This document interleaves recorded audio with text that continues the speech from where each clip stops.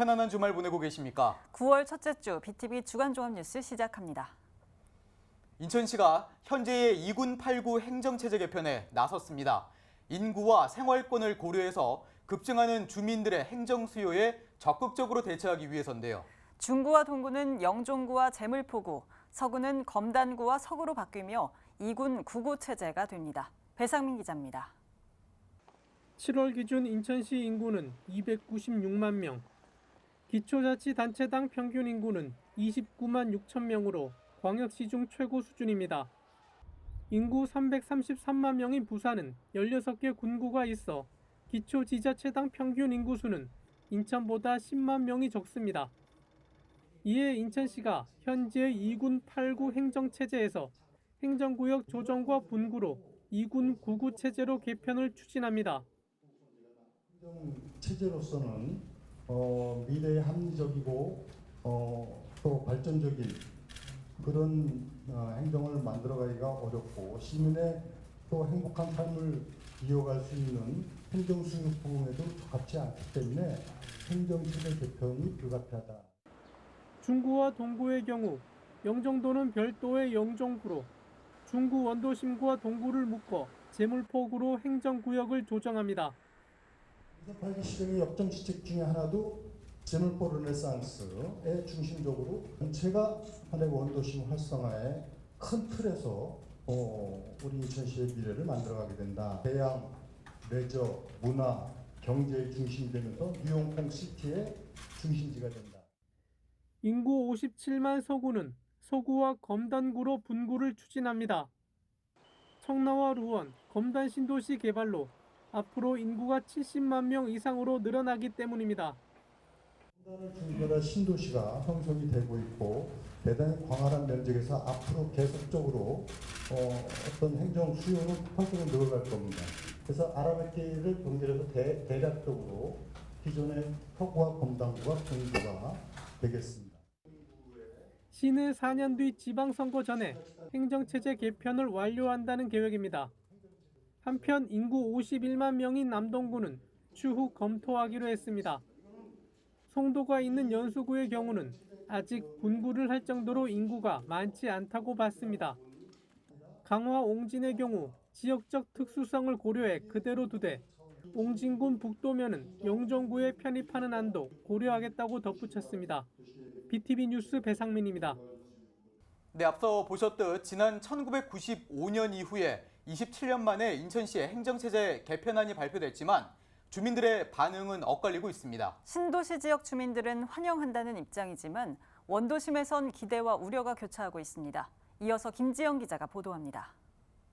인천시의 이번 행정체제 개편안의 골자는 원도심은 통합하고 신도시 지역은 별도의 구로 분리시키는 겁니다.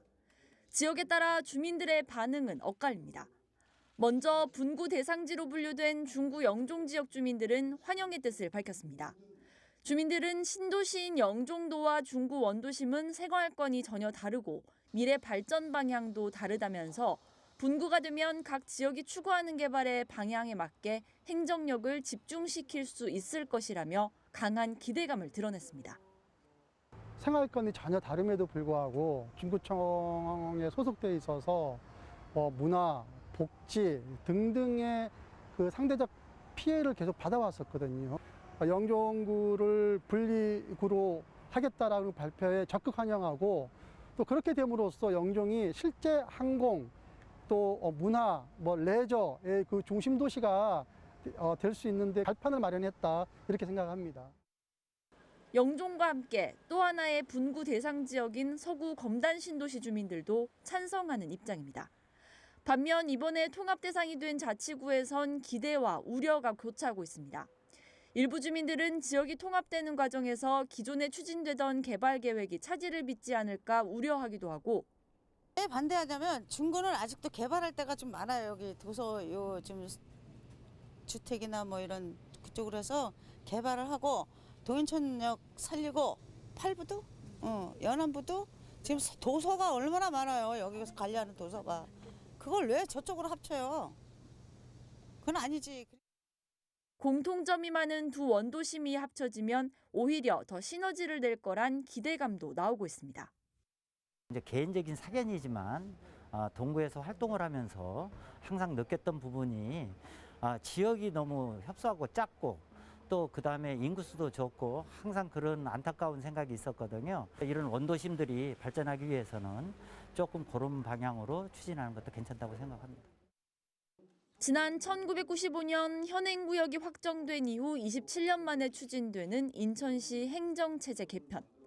이제는 지역 주민들의 다양한 의견 수렴과 충분한 논의 과정이 다음 과제로 남았습니다. BTV 뉴스 김지영입니다. 네, 다음 소식입니다. 인천공항을 갈 때 이용하는 인천대교와 영종대교의 통행료 폭탄 문제를 보도해드린 바 있죠.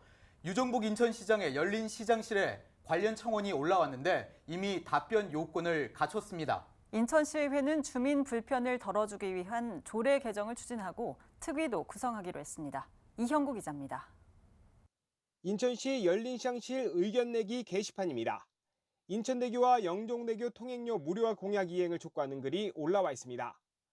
영종 주민을 대상으로 하는 통행료 지원조례 개정이 확정되지 않았고 국토부의 민자로 통행료 인하 로드맵도 용역이 미뤄지고 있다고 우려합니다.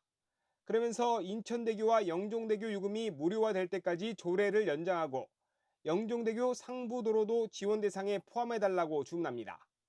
이 의견은 답변 요건인 3,000건을 훌쩍 넘긴 상황. 인천시의회가 먼저 움직이고 있습니다.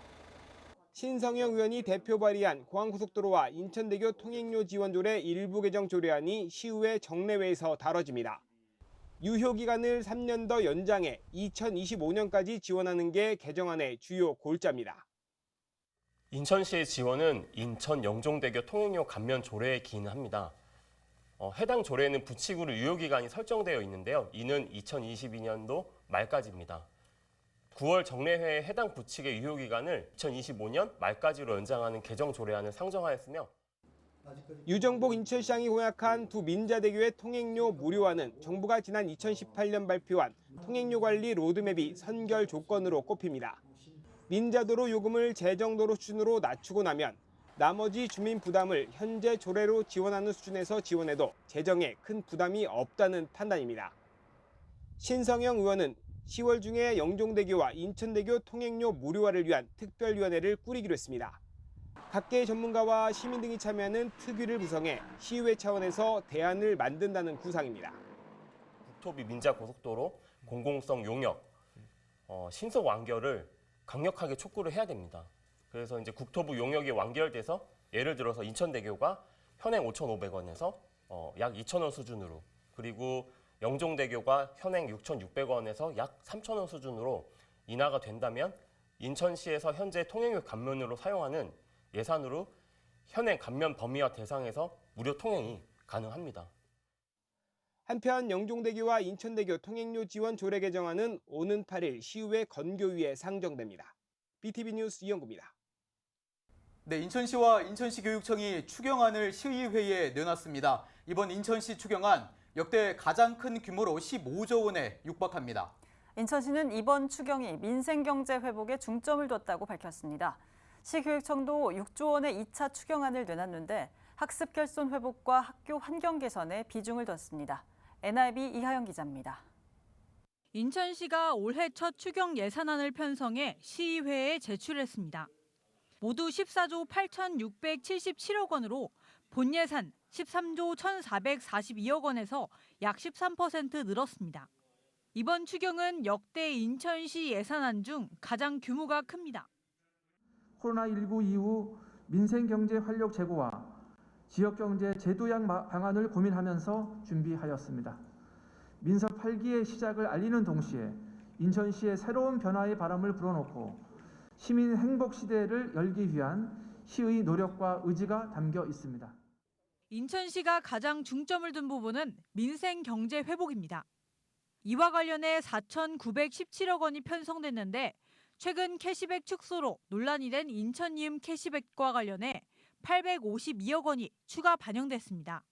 이로써 인천이음 캐시백 예산은 당초 2,192억 원에서 3,044억 원으로 늘었습니다. 이 밖에 코로나19 등과 같은 각종 재난대응 기금 보강과 관련해서도 1,200억 원이 편성됐습니다. 인천시 교육청도 2차 추경안을 내놨습니다. 본 예산 5조 273억 원보다 19.54% 늘어난 6조 95억 원이 편성됐습니다.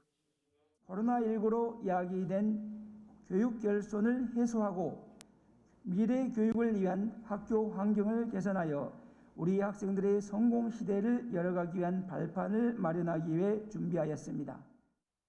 시교육청은 학습 결손 회복과 학교 환경 개선에 중점을 뒀습니다. 교육과정 운영 지원에 374억 원이 편성됐으며 미래교육 기반 조성을 위해 초등학교 4학년부터 고등학교 3학년까지 노트북을 보급하기 위해 719억 원이 반영됐습니다. 또 그린 스마트 미래학교 구축을 위해 492억 원 등도 추가됐습니다. 이번 인천시와 시교육청의 추경안은 시의회 심사를 거쳐 다음 달 23일 본회의에서 최종 확정될 예정입니다. NIB 뉴스 이하영입니다.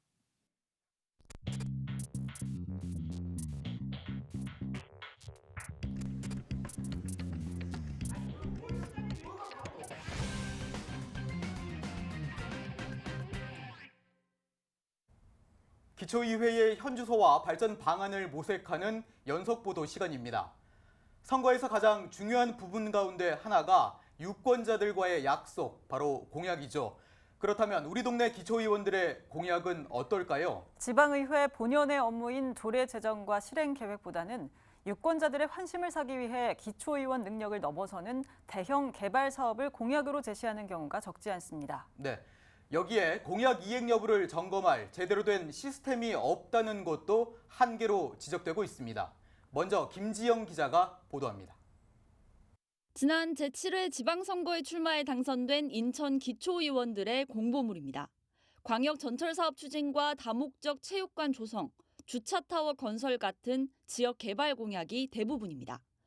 수백억의 예산이 필요한 대형 스포츠타운, 산업단지 조성 등 기초의원의 권한으로 추진할 수 없는 대형 건설 사업들도 공약에 포함됐습니다. 서울의 한 기초의원 당선인의 후보 공보물. 저마다 개발 공약을 강조하다 보니 두 사람의 공약 내용이 아예 똑같은 경우도 있습니다. 기초의원 선거에서도 유권자들의 눈에 띄는 굵직한 개발 위주 공약을 강조하는 게 이미 선거 전략 중 하나가 됐습니다. 신호제약도 안 되고 국회의원 선거에 귀찮은 공동회의로 라고 하지만 국회의원들 행정부를 역할할 수 있는 부분이 그게 매우 하더라고요. 선거 전략상 주민들이 가장 관심 있는 거를 내놓는 게 정치입니다. 국회에서 법안을 발의하는 국회의원과 마찬가지로 지방의회에선 기초의원들이 입법부 기능을 합니다. 하지만 대부분 기초의원들의 공약집엔 당선 후 어떤 조례를 만들고 실행할지 여부는 빠져 있습니다. 한국 매니페스토 실천본부 조사에 따르면 민선 7기 전국 지방의원 가운데 조례와 관련된 공약을 낸 의원은 전체의 24%로 4명 중 1명이 채 안 됐습니다. 지방자치에서 지방의원들의 공약은 입법을 중심으로 많이 나와야 되고요. 민원보다는 지역의 어떤 개발 민원보다는 입법적으로 많이 나와야 되고요. 개발 민원이 있다고 하더라도 그게 얼마만큼의 재정이 필요한 건지 정도는 확인해야 되는. 공약 이행 여부를 확인하는 건 더 어렵습니다. 단체장의 경우 구청 누리집을 통해 주기적으로 공약 이행 실적을 공개하고 있습니다. 광역의원에겐 자신의 의정활동을 주민들에게 알릴 수 있는 별도의 기회가 주어지지만 기초의원들은 개인 SNS 등으로 알리는 게 전부입니다. 기초의원들 같은 경우에는 의정보고를 할 수 있는 여력도 없고 그다음에 예산이 수반되지 않기 때문에 의정보고를 한다는 거는 정말 자기 자산으로 해야 되는 상황이거든요. 기초의원들이 기본적으로 하는 게 SNS를 통해서 본인의 그 의정활동을 피력은 하지만 그 또한 사실은 많은 주민들이 쉽게 접근할 수 있는 방법이 아니기 때문에 지역 주민의 대의기관 역할을 하는 기초의회 의원들. 선거 때 환심을 사기 위한 개발 공약이 아닌 주민 생활에 꼭 필요한 정책을 발굴하고 이를 검증할 수 있는 기회를 마련하려는 노력이 필요해 보입니다. BTV 뉴스 김지영입니다. 네, 앞서 보신 것처럼 기초의회 의원들의 공약은 내용적인 측면의 문제도 있지만 좋은 공약이든 부실한 공약이든 그 내용을 찾아보기가 쉽지 않다는 점도 문제입니다. 유권자들의 알 권리 보장을 위해 제도나 인식 개선으로 접근성을 높이는 노력들이 필요하다는 지적입니다. 이 내용은 서주헌 기자가 보도합니다. 지방선거와 총선 등 당선인들의 선거 공보물을 찾아볼 수 있는 곳, 중앙선거관리위원회 정책공약마당 홈페이지입니다. 기초의원들은 어떤 공약을 내걸었을까? 찾아보니 게시된 내용물이 아예 없는 경우가 많습니다. 서울 지역은 총 373명 중에 145명이나 됩니다. 특히 양천구 의회의 경우는 지역구 의원 16명 모두 게시물이 없습니다. 수도권 다른 지역들의 상황 역시 다르지 않습니다. 인천 지역의 옹진군 의회와 경기도의 고양시 일산 서구의회 등도 공약을 볼 수 있는 의원이 단 한 명도 없습니다. 선거 공보를 아예 배포할 수 없는 무투표 당선인을 제외하고는 모두 법적 의무가 없어 파일을 제출하지 않은 경우들입니다. 온라인도 스캔본이나 이런 경우에 제출을 하시면은 올라가는데 후보자분들이 스캔본 같은 경우는 하시는 분도 있고 안 하시는 분도 있어서 그 인쇄물이 오는 거지 스캔본은 의무가 아니거든요. 중앙선거관리위원회에서는 선거정보도서관이라는 홈페이지도 운영 중입니다. 지난 선거 후보자들의 공보물을 게시하고 있지만 정보 제공의 목적보다 사실상 아카이브 기록 형식에 더 집중돼 있습니다. 지난 6월 치러진 8회 전국 동시지방선거의 자료들은 아직도 데이터화 작업이 마무리되지 않은 상황입니다. 꼭꼭 숨어버린 기초의원들의 공약은 그들과 가장 가까운 기초의회 홈페이지에서도 마찬가지. 전체 페이지에서도 각 개인별 페이지에서도 도무지 찾아볼 수가 없습니다. 의원의 인터뷰 활동이나 어떤 그 홍보를 위한 것으로 홈페이지나 SNS를 활용을 하지 고용계약서, 지역 주민과 그 서로 계약 관계인 공약을 공지해 놓거나 이것에 이행되는 사항들을 공개해 놓은 것은 없습니다. 여기서부터 좀 바로 잡아야 되고요. 지난 1월 지방자치법 개정으로 기초의회의 정보 공개는 의무화됐습니다. 하지만 지침이 마련된 건 최근이고 대부분 권고사항들입니다. 문제 해결을 위해서는 앞서 본 인터넷 게시용 선거공보 파일 제출 등을 법적으로 강제하는 것도 방법이겠지만 전문가들은 기초의회, 의원들 자체가 친절해져야 하는 게 더 중요하다고 지적합니다. 의원들이 좀 의지가 있고 뭐 방향성에 대한 어떤 합의만 있으면은 충분히 할 수 있는 거라 생각을 하거든요. 좀 의회에서 의원들끼리 자신들이 내건 공약들을 어떻게 평가할 것이냐 이런 것들에 대한 좀 합의만 보면 되는 문제이기 때문에 적게는 2만 명에서 많게는 9만여 명의 유권자들과 공적인 약속을 맺은 기초의원들. 그 공약이 더 쉽고 자세하게 전달될수록 신뢰와 관심은 더 커질 수 있습니다. BTV 뉴스 서주헌입니다. 32년 만에 지방자치법이 전면 개정되면서 지방의회 사무국 직원에 대한 인사권과 임명권이 지방의회로 이양됐죠. 하지만 현실적인 한계로 실효성에 의문이 제기돼 왔는데요. 인천 지역 10개 군구의회가 지금의 한계를 극복하기 위해 함께 노력해 나갈 것을 합의했습니다. NIB 원태규 기자의 보도입니다. 인천시 군구의회 의장협의회 8월 정례회가 개최됐습니다. 이번 회의의 핵심 안건은 지방의회 인사권 독립에 관한 건입니다. 배상록 군구의장협의회 회장은 지방의회의 실효성 있는 인사권 독립을 위해 10개 군구의회가 함께 노력할 걸 제안했습니다. 이에 우리 인천 군구의회 상호 간 인사 운영에 대한 협력을 체결함으로써 그간 진행된 집행부와 의회 간의 단독 인사 운영 협력의 한계를 극복하고 올해 1월 지방자치법이 전면 개정되면서 지방의회의 독립적인 인사권은 법적으로 확보됐습니다.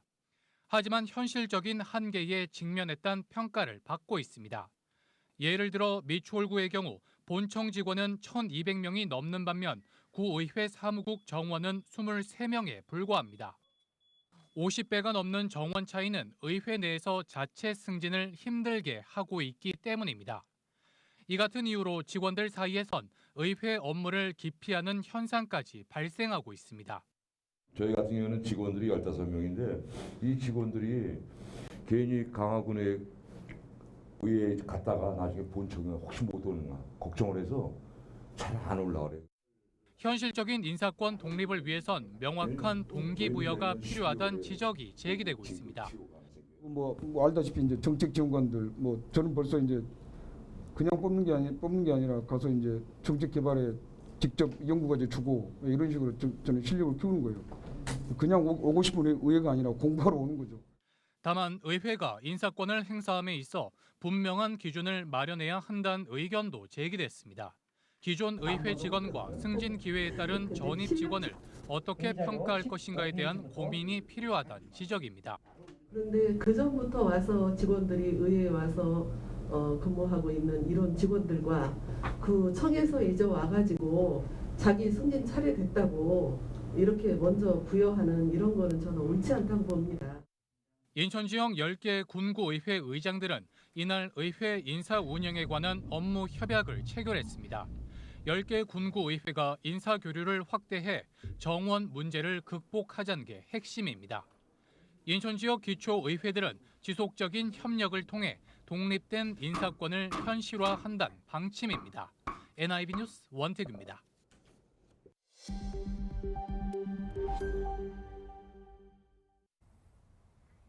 남동구의 한 아파트 옆에 대형 병원이 운영하는 장례식장이 신축 이전을 추진하고 있다는 소식 전해드린 바 있습니다. 병원 측은 현재 건축에 필요한 행정 절차를 마치고 착공만 남겨놓고 있습니다. 그러나 입주민들이 교통 영향평가를 비롯한 각종 행정 절차를 다시 진행해야 한다고 주장하고 나서면서 갈등이 심화되고 있습니다. 보도에 김지영 기자입니다. 남동구 구월동의 한 아파트. 한 대형 병원이 운영하는 장례식장이 아파트 도로 맞은편에 신축 공사를 추진하면서 곳곳에 반대 현수막이 내걸렸습니다. 병원 측은 기존 인근에서 운영하던 장례식장 건물을 새 장소로 이전하면서 규모를 확장하려던 계획이었습니다. 건물을 신축하는 데 필요한 행정 절차는 지난해 이미 끝난 상황. 하지만 인근 주민들이 교통난과 안전 문제 등을 들며 강하게 반발하고 나서면서 아직 공사를 시작하지 못했습니다. 이 일대 교통 영향 평가가 이뤄진 시기는 2년 전인 지난 2020년 4월입니다. 당시엔 코로나19로 강력한 사회적 거리두기가 이뤄지던 시기인 만큼 주민들은 거리두기 해제 이후 교통 영향 평가를 다시 실시해야 한다고 주장하고 있습니다. 다 재택근무하고 이렇게 해가지고 사실 길에 사람이 없을 정도로 굉장히 사람들이 잘 나오지 않던 시기예요. 당연히 차량도 굉장히 많이 줄었겠죠. 그런 시기에 조사됐던 내용입니다. 그게 정확한 데이터가 아니라 바로 지금 해서 지금 출근량을 봐서 다시 해야 되는 게 아닌가. 병원 측이 계획한 장례식장은 지하 7층, 지상 5층 규모입니다. 주민들은 깊은 지하층 공사로 인해 아파트 인근 집안 안전 문제도 우려하고 있습니다. 지금 이전 증축하는 부지에서 저희 아파트 가장 가까운 동이랑은 20m 정도 떨어져 있습니다. 근데 그 앞에 20층 이상의 아파트가 3동이 늘어서 있어요. 그렇게 되면 사실 그 누르는 압력이라는 게 정말 크거든요. 주민 반발이 커지면서 남동구의회는 10월 행정사무감사를 통해 건축 행정 절차와 내용에 문제가 없었는지 여부를 살펴볼 것으로 보입니다. 박종윤 남동구청장은 29일 주민과의 간담회 자리에서 장례식장 신축 문제는 주민 수용성이 최우선이라면서 향후 병원 측과 간담회를 통해 주민들의 의견이 반영될 수 있도록 노력하겠다는 입장을 밝혔습니다. BTV 뉴스 김지영입니다. 인천시의회가 정례회를 열고 본격적인 의정 활동에 들어갔습니다. 첫날 본회의에선 결식아동 급식과 인천시 통합재정 안정화 조례, 집행부 인사 등 다양한 문제에 대한 의원들의 발언이 쏟아졌습니다. 배상민 기자입니다. 인천 지역 결식아동은 13,320명. 이들을 위한 올해 급식 지원 예산은 233억 원입니다. 정작 아이들이 이용할 수 있는 가맹점 가운데 편의점이 2,890곳, 전체의 67%를 차지합니다. 더구나 아이들은 거주하는 해당 구의 가맹점에서만 급식 카드를 사용할 수 있습니다.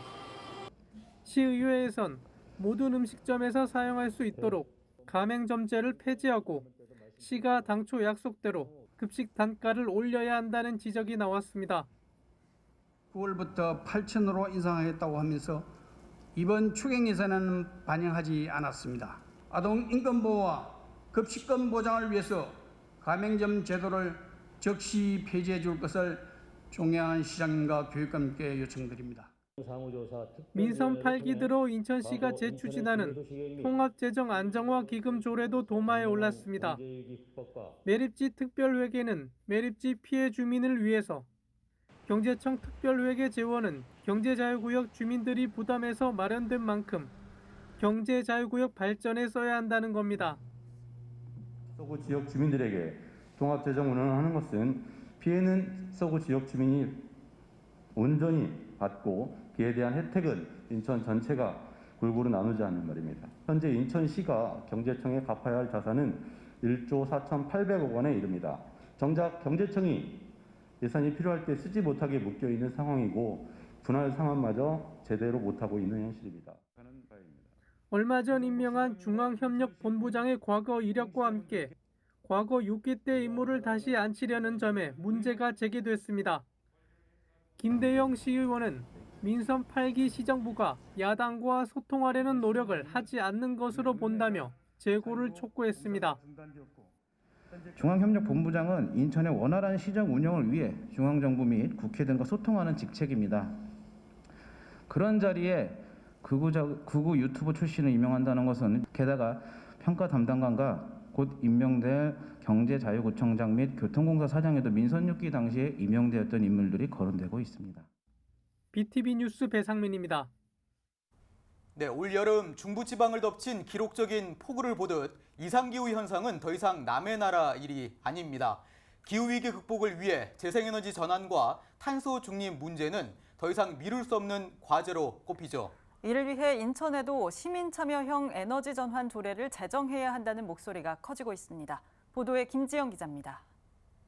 한 해 동안 인천에서 소비되는 에너지의 양은 1,357만 TOE. 이 중 석유와 가스 등 화석연료 에너지가 차지하는 비율이 80%에 달합니다.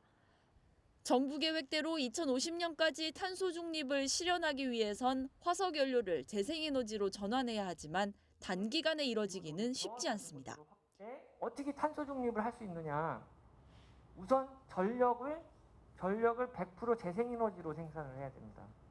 그리고 나머지 80%의 석유와 가스를 재생에너지로 직접 사용하거나 아니면 전력화해야 되는 겁니다. 근데 이 양이 너무 많아가지고 이걸 다 못해요. 재생에너지를 할 수가 없습니다. 하려고 해도. 앞으로 2050년 탄소 중립에서 소비 감축이 없이는 거의 불가능하다. 무엇보다 시민들의 적극적인 참여가 중요한 상황. 인천에도 시민 참여형 에너지 전환 지원 조례 제정이 필요하다는 목소리가 커지고 있습니다. 시민 참여형 에너지 전환은 에너지 수요자인 시민이 에너지 전환 사업을 주도적으로 추진하고 그 이익을 공유할 수 있도록 하는 게 주요 골자입니다. 경기도와 서울시, 광주광역시가 이미 이 조례를 제정한 바 있습니다. 특히 경기도의 경우 다양한 에너지 전환 사업을 통해 30개에 달하는 협동조합이 설립되는 등 시민 참여가 늘고 있습니다. 경기도 시민 참여형 에너지 협동조합이 굳건하게 지역에서 서서 활동을 해가고 있는데요. 현재 29개의 협동조합이 활동하고 있고 총 13메가와트의 시민발전소를 설치하고 운영하고 있다는 말씀을 드립니다. 이날 열린 토론회에선 인천형 에너지 공동체 사업이 제안됐는데 2025년까지 에너지 공동체 155개를 설립하고 미니 태양광 발전 등 1메가와트 이상의 마을 발전소 설치를 지원하는 내용 등이 포함됐습니다. 환경단체는 에너지 전환 사업이 지역 내 비즈니스 모델을 구축하고 소외계층을 위한 일자리 창출로도 이어질 수 있는 방안을 찾아야 한다고 강조했습니다. 지속 가능한 사업을 위해 중간 지원 조직이 필요하다는 의견도 제시됐습니다. 재생에너지를 설치하는 방법들에 대한 정보를 제공하는 이런 것들이 저는 필요하다. 협동조합을 어떻게 구성하고 이후에 어떻게 활동해 나갈 수 있을지에 대한 사례를 소개하고 그들을 네트워크하고 이런 역할을 하는 뭔가 중간 지원 조직이 필요하고 그 내용이 저는 조례에 좀 담기는 게 필요하겠다라는 생각을 했고요. 또 이날 토론회에는 인천시와 인천시 의원도 참석해 에너지 전환 지원 조례 제정의 필요성에 공감대를 이뤘습니다. BTV 뉴스 김지영입니다. 현재 승기 사거리부터 용일 사거리까지 흐르는 승기천 물길은 복개한 지 30년이 넘었습니다. 하수도 시설이 노후화된 탓에 그동안 장마 때면 상습적으로 침수가 됐는데요. 이런 탓에 주민들은 승기천 물길 복원이 빨리 진행돼야 한다고 주장하고 있는데요. NIB 장윤아 기자입니다. 미추홀구 승기사거리부터 용일사거리까지 왕복 8차선 도로 밑에 흐르는 승기천 물길을 서울 청계천처럼 복원하는 사업인 승기천 물길 복원 사업. 인천시는 지난 2018년 원도심 재생을 위한 종합대책에서 승기천 복원 사업을 진행하겠다고 언급했지만 아직까지 진척이 없는 상황입니다. 주민들은 복개한 지 30여 년이 지나 하수도 시설이 노후화돼 매년 여름 집중호우 때 상습적으로 침수되고 있는 만큼 안전을 위해서 승기천 물길 복원 사업이 추진돼야 한다고 주장했습니다. 그래서 언제 또 이렇게 폭우가 올지 모르는 상황에서 이제 비가 많이 오면 또 하천이 범람하고 이렇게 되면 저희들이 입주 예정자분들이 불안해하시지 않습니까? 그래서 좀 저희들의 안전의 위협을 느끼게 돼서 빨리 승기천 복원 사업이 조속히 좀 추진이 됐으면 하는. 승기천 복원이 조속히 진행돼야 한다는 청원에 2,000명이 넘는 시민이 공감했습니다. 인천시는 지난 24일 승기천 물길 사업에 대해 타당한 지 어떤 방식으로 사업이 진행돼야 하는지의 내용이 담긴 조사 용역을 공고했습니다. 이거를 할 수 있냐 안 할 수 있냐, 이거를 해도 되느냐 안 되느냐 이런 측면이 더 강하다고 볼 수 있어요. 그래서 그거를 이제 만약에 하게 되면 어떤 식으로 해야 되냐 이런 측면이 나온 다음에 이제 그러면 그 다음에 그럼 비용은 누가 될 거냐 이게 돼야 되는 거잖아요. 그거를 좀 일단은 용역 결과가 좀 나와봐야 될 것 같아요. 인천시는 10월 중 용역에 착수할 예정입니다. 이번 용역 결과가 나오면 승기천 사업을 하천 복원으로 추진할지 하수 정비 사업으로 진행할지가 결정됩니다.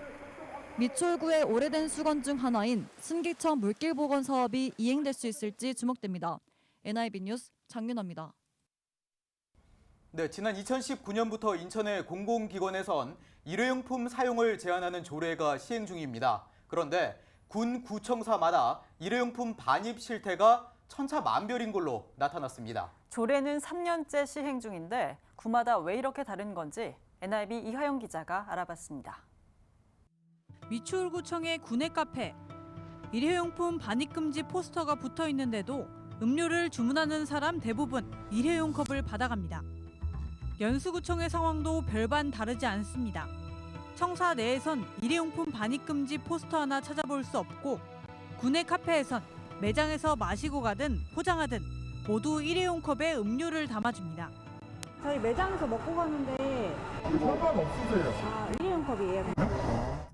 하지만 모든 군구청의 상황이 이런 건 아닙니다. 남동구청 입구엔 일회용품 사용 금지 포스터가 커다랗게 걸려 있습니다. 앞서 본 구청들과는 다른 모습입니다. 11시 30분이 되자 청사 로비에서 안내 음성이 흘러나옵니다. 친환경 자원 순환 청사 조성을 위해 청사 내 연초부터 일회용품 반입을 전면 금지하고 있습니다. 구내 카페에선 매장에서 음료를 마시는 손님 모두가 다회용 컵을 사용하고 있습니다. 카페에서 사용한 다회용 컵을 반납하겠습니다.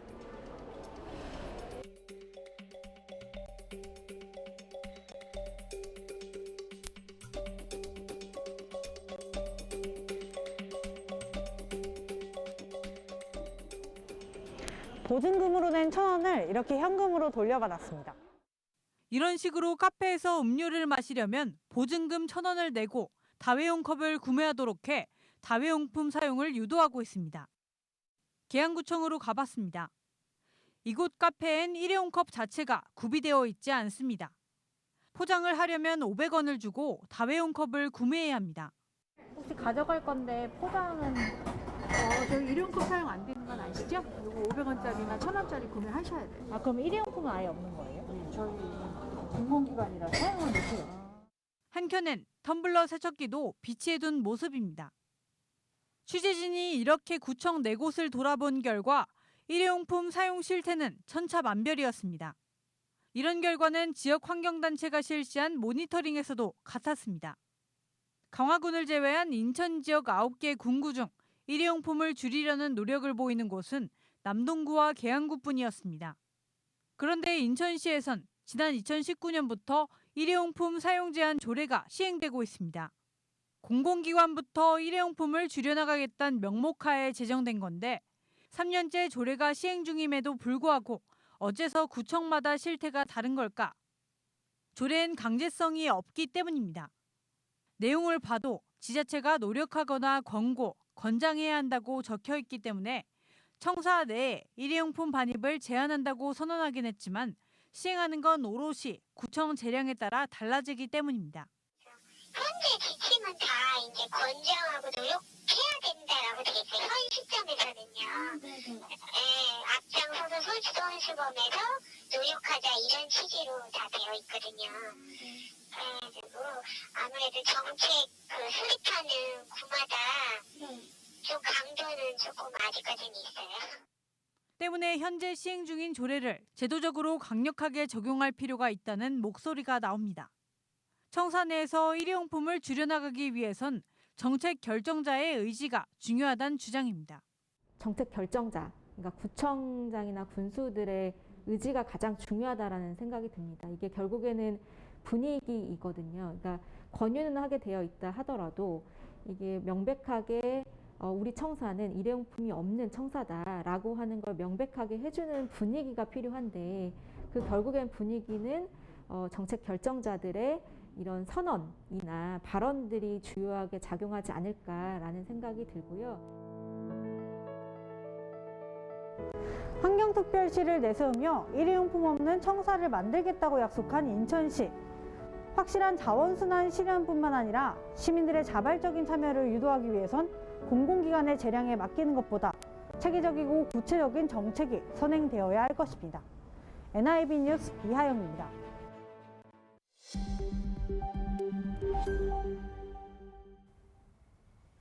네, 민족의 명절 추석을 앞두고 성묘나 벌초 가시는 분들 많으실 텐데요. 특히 벌쏘임에 주의해야 할 것 같습니다. 벌에 쏘이면 두통, 어지러움, 식은땀 등의 증세가 나타나기도 하는데 심하면 목숨을 잃을 수 있습니다. 벌에 쏘였을 때 응급처치 방법을 북인천 방송 김소영 기자가 알아봤습니다. 지난 28일 벌초하던 50대가 벌에 쏘인 뒤 2시간여 만에 숨지는 사고가 있었습니다. 말벌에 쏘여 알레르기 반응으로 과민성 쇼크가 발생하면 생명이 위험할 수 있습니다. 소방청은 여름철 벌쏘임 사고 출동 건수가 늘어난다고 밝히고 각별한 주의가 필요하다고 강조했습니다. 실제로 작년 경기 북부 지역에서 발생한 벌쏘임 사고가 7에서 9월 사이에만 전체 출동 건수의 77%를 차지했습니다. 벌에 쏘였을 때 벌침은 최대한 빼주는 것이 좋습니다. 손으로 빼기 힘든 경우에는 카드나 핀셋 등 날카로운 면으로 조심스럽게 빼는 것도 방법입니다. 벌침을 뺀 부위는 잘 씻어 소독하고 얼음 찜질을 하면 도움이 됩니다. 우선은 벌침이 몸에 남아 있으면은 그거를 제거를 해주셔야 되고, 보통 제거는 이제 그 신용카드 같은 걸로 이렇게 긁는 형식으로 해서 제거를 하는 게 제일 간단하고 좋은 방법으로 되어 있고요. 그 다음에는 이제 상처를 물로 이제 씻어내고, 붓기가 너무 심해지면은 이제 얼음 찜질 같은 걸 하면 좀 도움이 될 수가 있습니다. 꿀벌, 말벌에 관계없이 벌에 쏘이면 어지러움과 현기증, 두드러기, 심하면 호흡곤란 증상이 나타나기도 하는데 기도 유지를 하고 머리보다 다리를 높게 올리면 좋습니다. 숨이 차시거나 배가 아프고 구역질이 나신다거나 쓰러질 것 같거나 아니면 완전히 의식을 잃으셨거나 아니면 기운이 없거나 전신에 이제 새빨갛게 뭐가 올라오는 게 있으면은 그건 이제 아나필락시스 증상이 의심이 되는 상황이기 때문에 아나필락시스 쇼크는 이제 응급실에서 치료를 해야 되는 질환이기 때문에 빠르게 119 신고하셔서 적절한 진료를 보시는 게 중요하겠습니다. 대부분 통증과 붓기, 가려움 등의 증상은 시간이 지나면 나아집니다. 하지만 시간이 지나도 낫지 않는다면 병원을 방문하는 것이 좋습니다. 다가오는 명절, 가족과 함께 안전한 고향길 되시기 바랍니다. 헬로티비 뉴스 김소영입니다. 네, 연말이 되면 아이들이 가장 기다리는 날, 바로 산타의 선물을 받는 크리스마스죠. 1년에 한 번뿐인 크리스마스조차 풍족하게 보내지 못하는 취약계층 아이들을 위해 인천시가 한여름에 특별한 크리스마스 행사를 마련했습니다. 보도에 김지영 기자입니다. 산타 옷을 입고 선물을 포장하는 사람들. 과자와 비타민, 블루투스 스피커 등 아이들이 좋아할 만한 물품들을 상자 가득히 넣습니다. 기뻐할 아이들을 생각하며 정성스럽게 편지도 씁니다. 우리 아이들이 이 작은 선물을 함께 나누면서 행복을 느끼고 따뜻함을 느꼈으면 합니다. 동심의 세계로 돌아간 것 같아서 너무 행복하고 좋습니다. 오늘 학생들 무럭무럭 건강하게 잘 자라나기를 바랍니다. 감사합니다. 지역 내 취약계층 어린이들을 위해 준비된 8월의 크리스마스. 어린이날 100주년을 기념해 인천시와 초록우산 어린이재단이 함께 준비한 특별한 행사입니다. 여러분들이 행복한 사회를 만들어가는 것이 꿈입니다. 우리 어린이가 행복한 미래를 만들어가기 위해서 여기 함께하고 계신 모든 분들 어린이들이 희망과 꿈을 키워나갈 수 있도록 많이 도와주시기를 부탁드리면서 주로 연말에 집중되는 취약계층에 대한 지원을 한여름에도 이어가자는 행사 취지에 공감한 시민들과 기업이 지난 3개월간 3억 6천만 원을 후원했습니다. 덕분에 취약계층 아동 570명에게 20만 원 상당의 선물이 전달됐고 도움이 필요한 가정에는 보육비가 지원됩니다. 불우한 어린아이들한테 한여름에 모금을 해서 8월 달에 크리스마스 같은 기분에 좋은 선물을 줘보자. 그런 뜻으로 이제 시작된 행사인데요. 전국에서 인천에서 처음 시작을 했고요. 불과 한 3개월 사이에 인천의 많은 기업들과 개인들이 참가를 하셔서 1년에 한 번뿐인 크리스마스조차 풍족하게 누릴 수 없는 취약계층 아동들. 지역사회가 함께 준비한 한여름의 크리스마스가 여름방학의 행복한 추억이 되길 바라봅니다. BTV 뉴스 김지영입니다.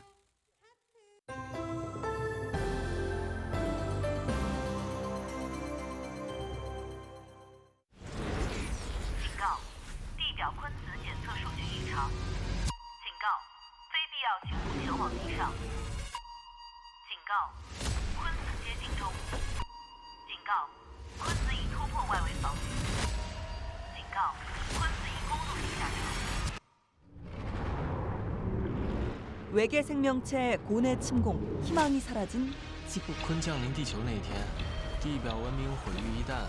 사람들은 폐허가 된 지상을 떠나 지하 생활을 시작하고 巨鲲每隔一段时间就会向地表靠近一场。人类想借用这个时机把巨鲲打散。 곤이 땅으로 내려오는 순간 처치하려는 작전을 펼친다. 这是全中国人民和全人类 信念的力量。 기회는 단 한 번뿐. 모든 걸 되돌려놔야 한다.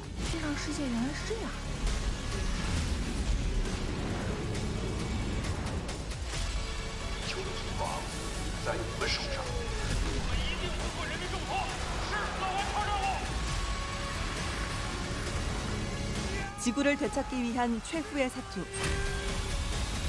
영화 스카이 인베이전입니다. 민족의 명절 추석을 앞두고 반갑지 않은 소식이 들립니다. 태풍 흰남노의 북상 소식인데요. 걱정이 큽니다. 네, 태풍 피해 없어야겠습니다. 철저히 대비해 주시길 당부드립니다. 이상으로 BTV 주간 종합 뉴스를 마칩니다. 시청해주신 여러분 고맙습니다.